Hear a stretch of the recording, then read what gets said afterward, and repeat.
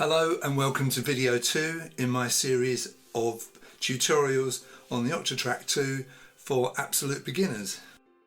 Now, just before I move into the lesson today, I want to talk about my first lesson, and I was talking about creating a new pattern, and I did correct it in the lesson, but just to say that, of course, when I was talking about creating my first pattern, I wasn't really creating it because it's already in there. What I was doing was adding trigs into that pattern, editing the pattern. All the patterns are actually in there from the moment that you create the project. So we've created notes on 3 tracks. We've got a kick drum, snare drum and hi-hat. Let's have a listen to that. So if you press the record button so it goes red, you can see where the trigs are in the various tracks. So there's track 1, there's my kick drum pattern, there's track 2, my snare drum pattern, and there's track 3, my hi-hat pattern.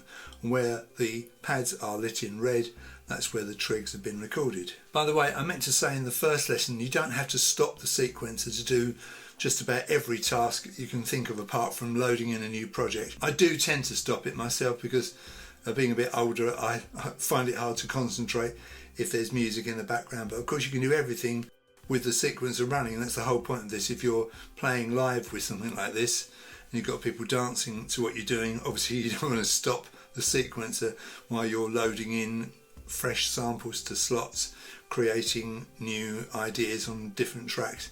You get the idea. You don't have to stop it. I just tend to do that. Let's talk about mute and solo now, shall we? Because it's very handy to be able to mute certain tracks and to solo certain tracks. So the way we mute a track is by holding the function button, this one here, and the appropriate track. So I'm going to run the sequence and I'm going to mute track 1. So no kick drum, press it again, bring it back. No snare drum, bring it back. No hi-hats, bring it back. You can also press mix, this button here, to go into the mixer, and you just press the pads at the bottom to mute the tracks. So kick drum, snare, hi-hat. So these are the 8 tracks. I've only got trigs recorded in the first 3 of those tracks. So what about soloing tracks? I'm in mix, and all I do is hold Q and then press the pads at the bottom. So let's run the sequence. Hold Q, I'm going to solo track 1, unsolo it, track 2, track 3. Press mix again to come out of that. So that's mute and solo. And obviously you can solo and mute multiple tracks at the same time. So if I go into that again and I press play, I could solo those 2, or all 3, which is the same as having them all running, isn't it, obviously. So I'll solo the kick drum and the hi-hats. And of course I could just mute those 2 tracks, bring them back, and if I'm not in mix, I could just hold function and get rid of everything that way. So pretty flexible, isn't it? So that's mute and solo. Right, okay, so let's really get into this now and add a bass sample and do some real-time recording. So to do real-time recording, it's probably best to use a metronome. So let's sort out our metronome, shall we? So we hold project, like that. I come down to control, 3rd item down, move across with the right arrow, down to metronome and press yes. So you can see that the box by the active is not ticked, it hasn't got a cross on it. So the metronome isn't active at the moment. There's 2 ways of doing this. I could press yes, or I could press function and mix. That brings the metronome on, and obviously that's how you bring the metronome on and off if you're not in this screen, if you can't be bothered to go to this particular view. So the metronome is now active. Time signature is 4/4, which is fine. Don't worry about that. Now pre-roll I like to have on because I like a bars countdown before I start playing. So press the right arrow. You can go through all manner of pre-rolls. I think 1 bar is probably enough. Come down once more. Q volume, that's for the volume in the headphones, I think. Now you can see the main volume is off, so I can bring that up with the level control. Let's have a listen to that. Probably okay like that. Press stop. And we can change the tone. I've turned the tracks off so we can hear the tone of the metronome. If I press the left arrow, you can see that cross goes out. So here's the normal tone. Here's the alternative tone. It's kind of a nasty buzzing noise. I don't like that, so I'll leave that as that. I can change the pitch of the metronome.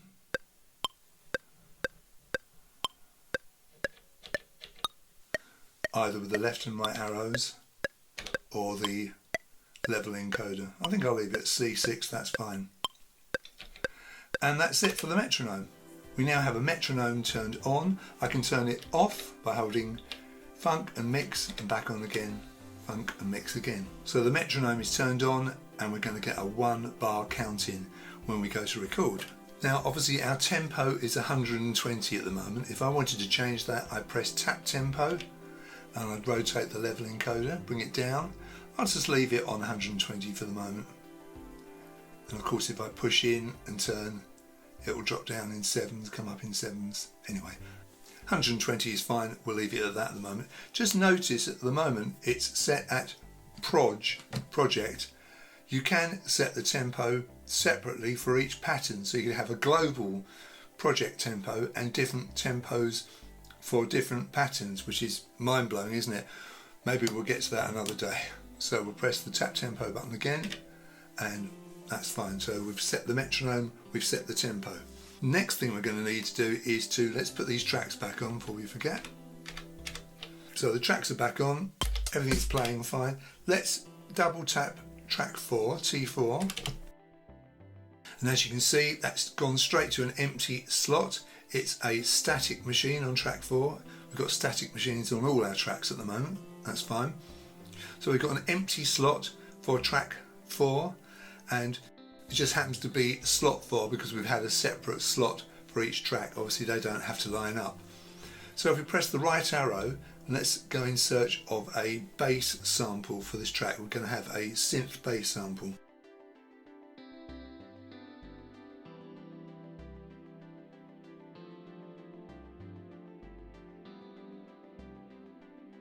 Let's try a few of these.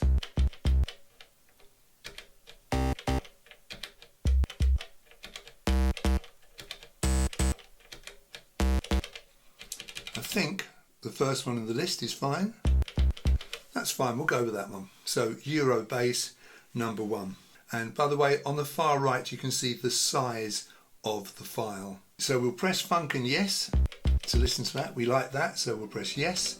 That sample has gone into slot 4 for all the static machines in this project. You can see the name scrolling across. When it gets to the end it goes back and we see it all again. Let's press function and the up arrow to see what we want to play the pads with. Now at the moment it's set to tracks, we want chromatic. Now our pads are lit up, and if I play the pads,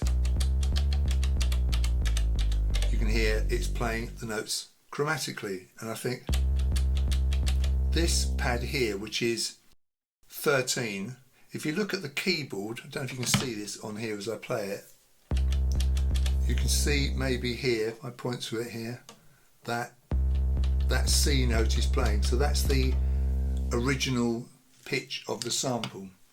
So that's a C, so I'll just play something in C minor, that's fine. So it's a good idea to sort out your key before you start randomly playing notes. I'll just play in C minor, keep it simple for the moment.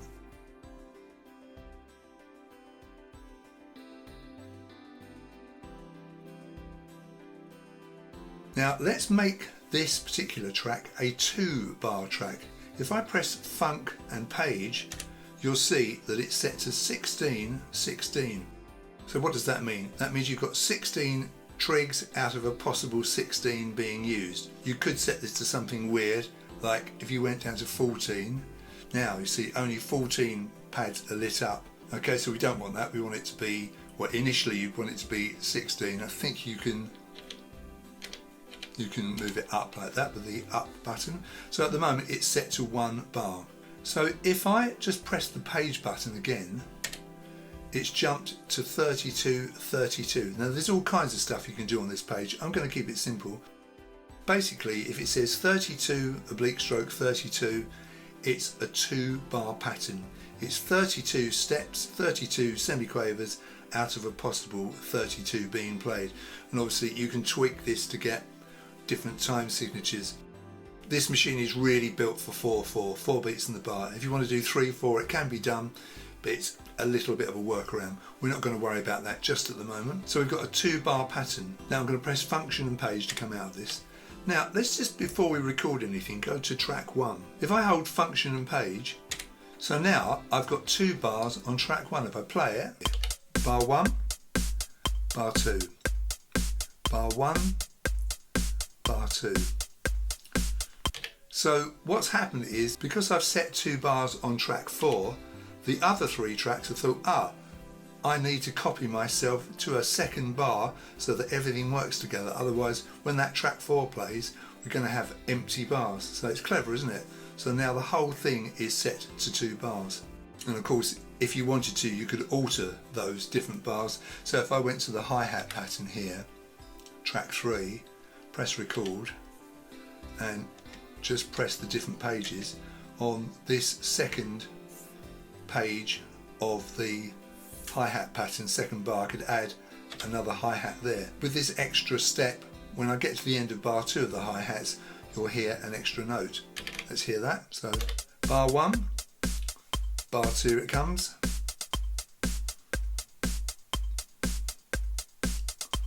Okay, take the step out and it's gone. So you can alter that bar that you've added without it altering the first bar. Okay, good. So track 4, press the stop button, make sure you're at the beginning. So with my 1 bar pre-roll, my 1 bar countdown, if I press the record button and then the play, I'll get a 4 beat countdown with the metronome, and then I can start recording. So hold record, then play. Here we go.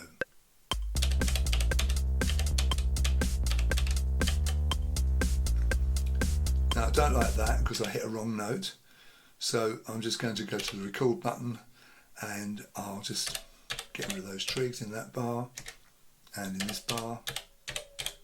Be careful of clearing, because if you clear the whole pattern. So we'll just do that again.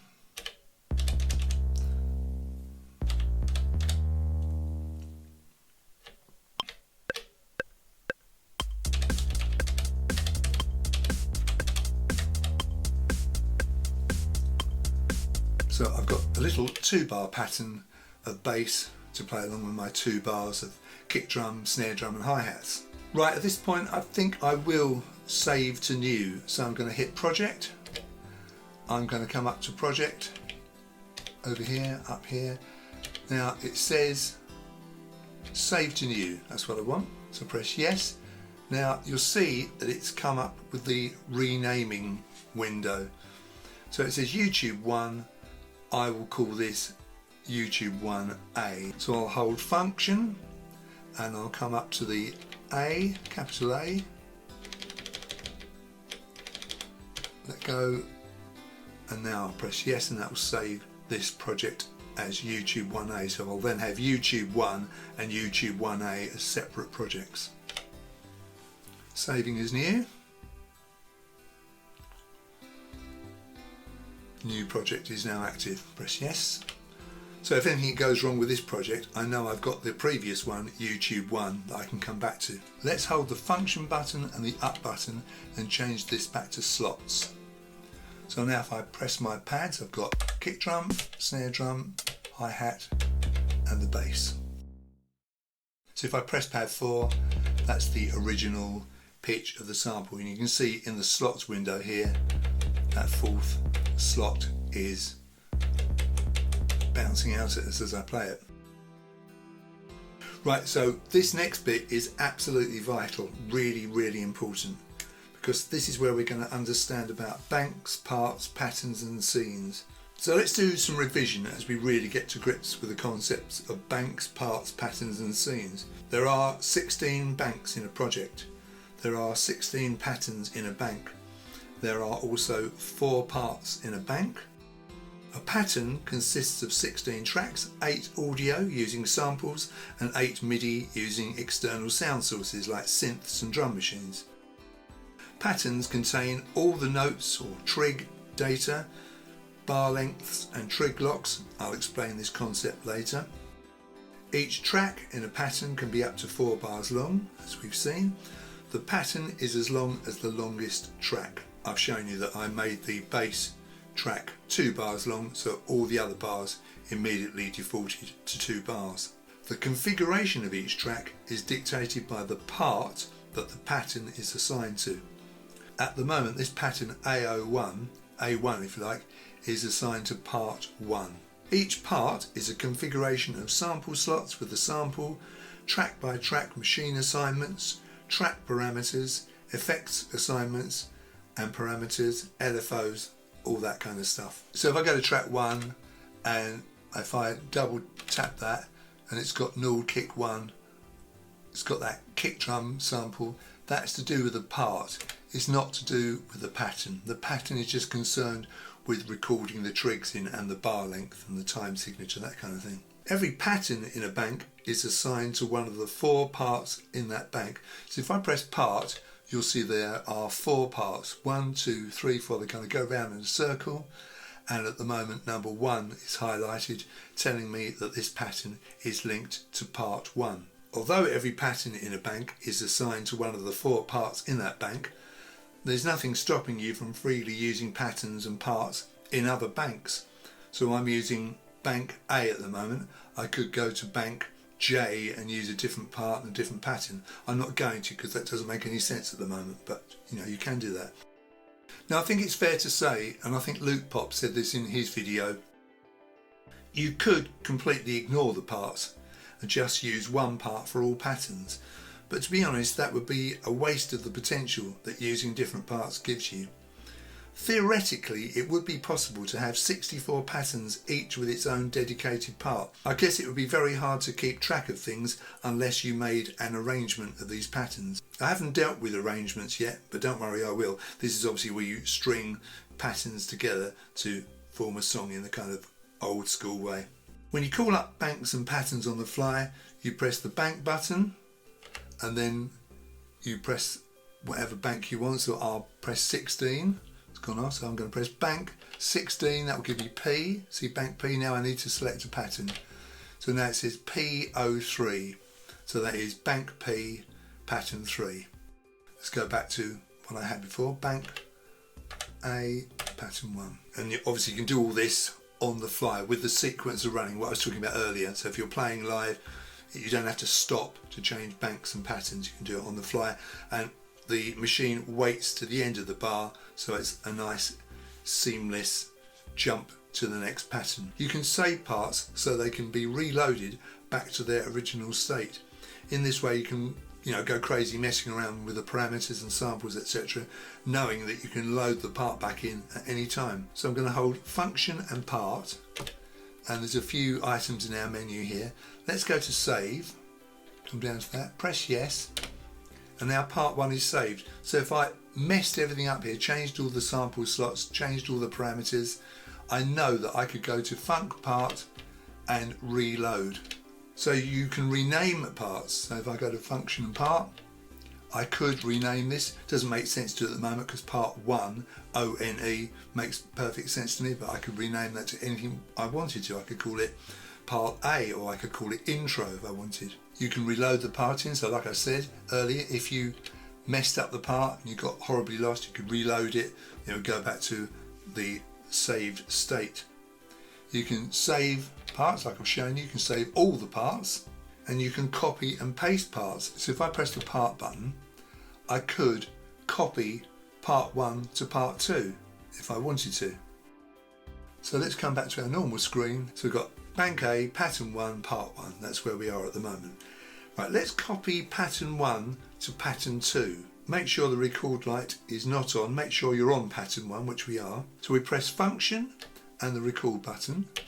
It says copy pattern, so it's copy the pattern. That pattern's in the buffer. And now if I go to pattern 2, so I'm now on AO2, and hold function and paste, which is lit up, I've pasted that pattern into pattern 2. So pattern 2, which is now in focus, if I press play, should be exactly the same.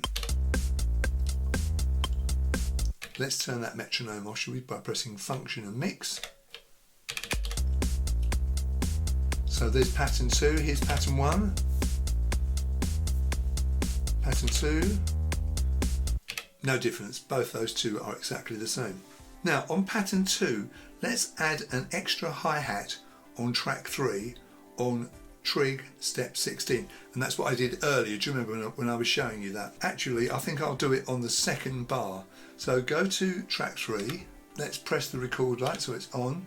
So here's my page button. So bar 1, bar 2. So if I press this trig here, when it gets to the end of the second bar, we should hear an extra hi-hat. Here it comes.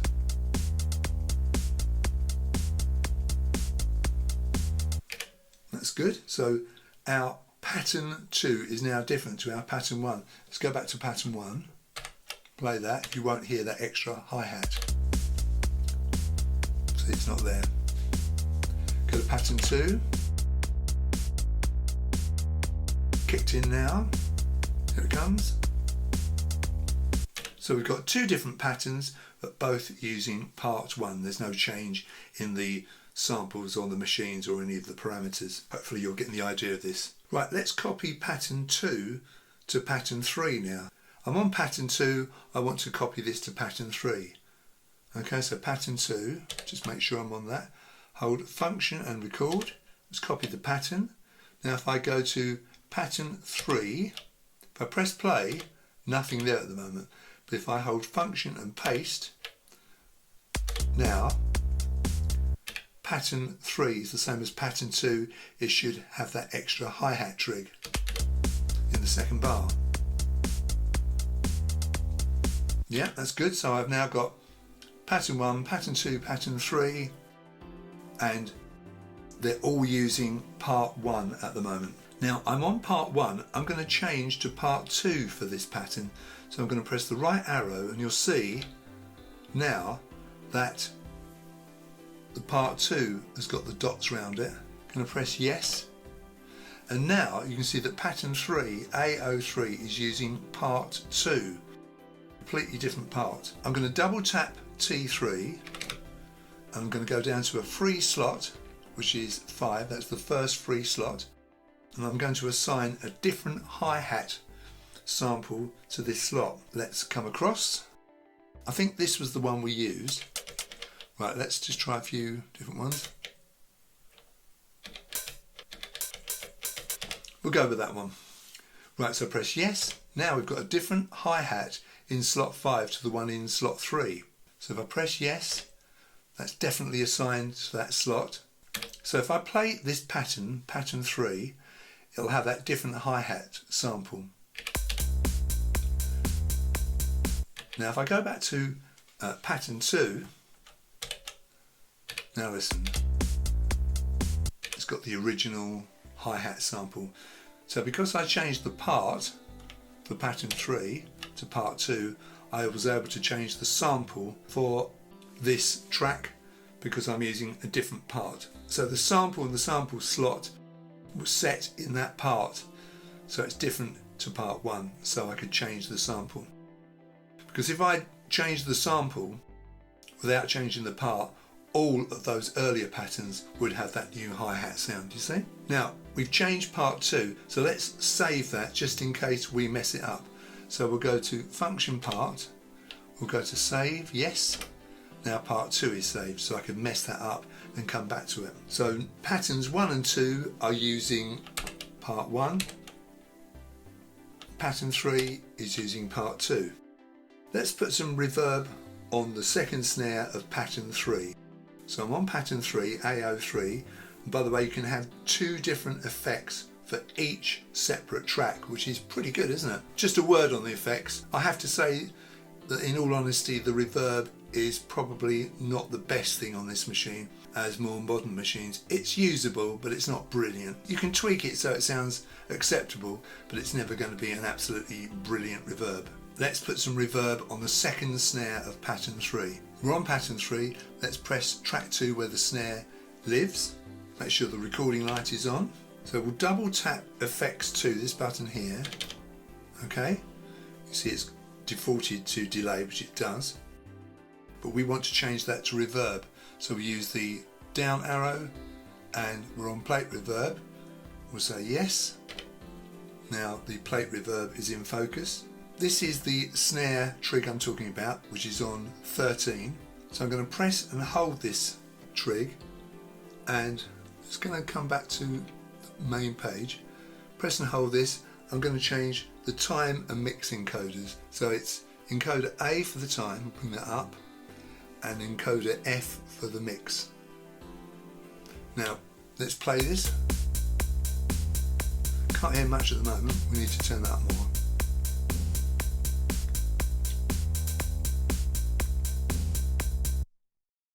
Right, I've turned the other tracks off so we can hear this trig really clearly. Now this trig, number 5, will be dry, this trig will have loads of reverb on. Now notice in the second bar we didn't have that reverb because I only did it on the first bar. So if I hold that, you can see the two items I've altered are highlighted, the time and the mix, so it's 45 and 83. Now I think I can copy that trig. Let's hold it and copy it. Yeah, copy one trig. Now we'll go to the second page, and if I hold the trig here and press paste, and hopefully that snare on trig 13 in both bars will have the extra reverb. Yes, that worked really well, didn't it? So you can copy and paste trigs. So you hold the trig, press copy, go to the other trig where you want to copy it to, and hold it down and press paste. Let's bring these other tracks back in.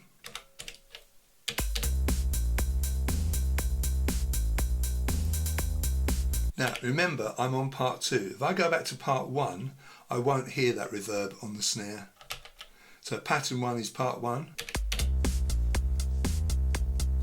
See, the snare is completely dry, no reverb at all. So those reverb parameters are not tied to the pattern, they are tied to the part. Part 2 is giving us that reverb parameter on those couple of snare trigs. So let's just turn the record light off and let's go through our 3 patterns. Right, so I'm going to just press play and I'll just move from pattern to pattern. So we're going to start with pattern 1, here we go. Pattern 2.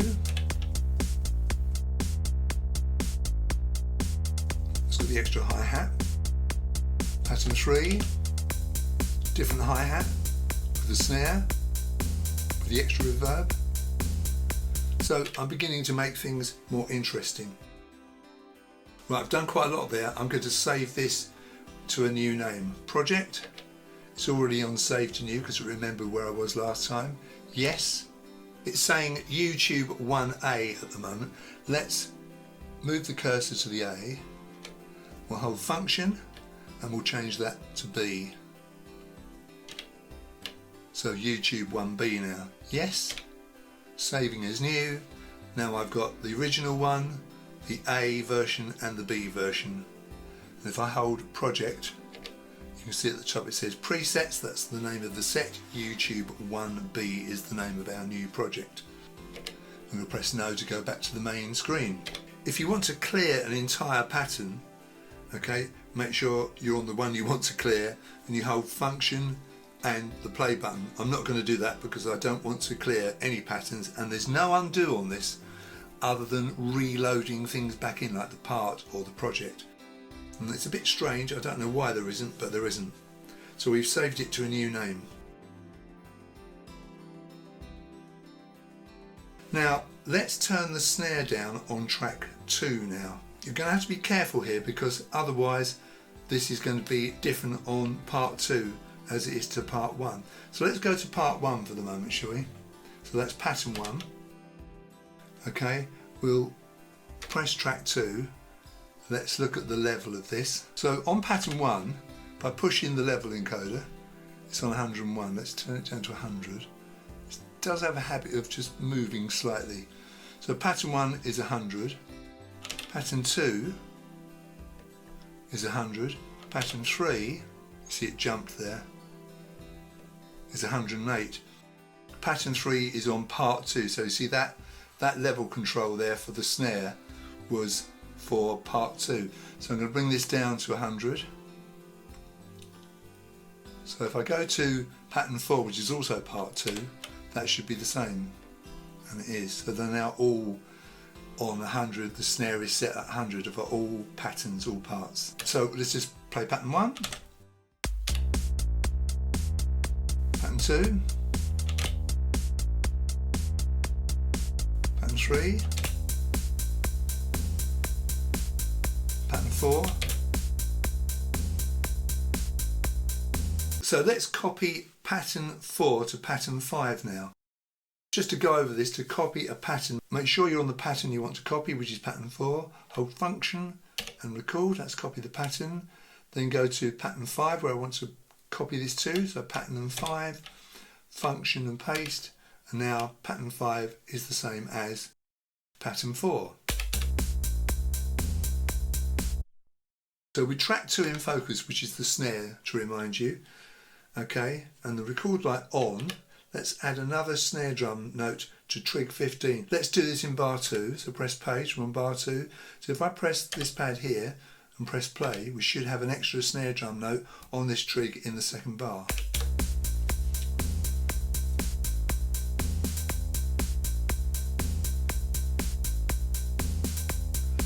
Yeah, so that's there, isn't it?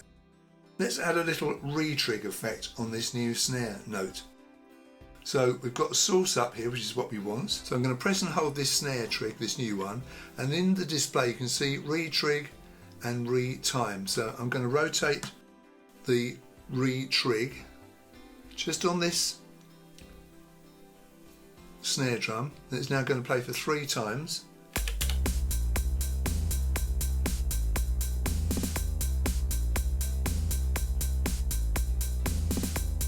We've got a nice little ratchet on that snare drum.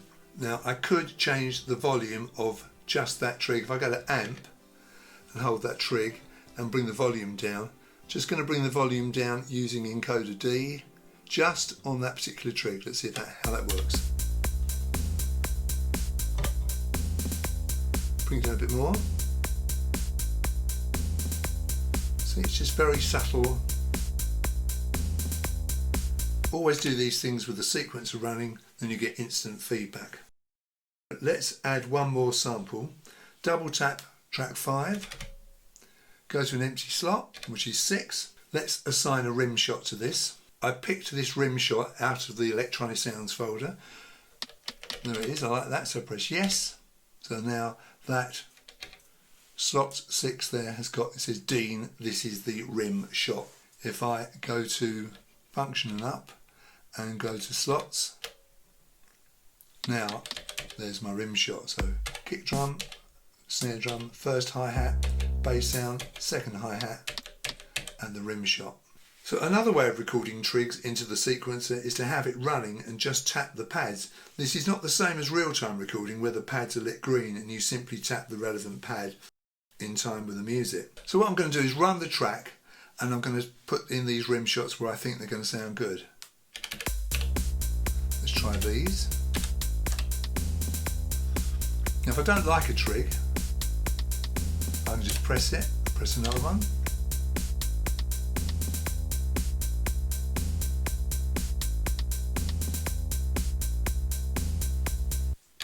Right, that's a lot, isn't it? Let's do a save. So project, save to new, definitely, press yes, and we'll change it to 1C. Bring the cursor back, so it's on the B, hold function, go to C, yes, press yes, and we've now moved on dramatically from our first lesson, haven't we? So thank you very much for watching this video today. If you got something out of it, please give it a like and consider subscribing to my channel. On my website www.daddylongles.com there is an opportunity for you to make a donation to me, and that's great if you can do that because it helps me carry on doing what I'm doing. Just a small donation is very much appreciated.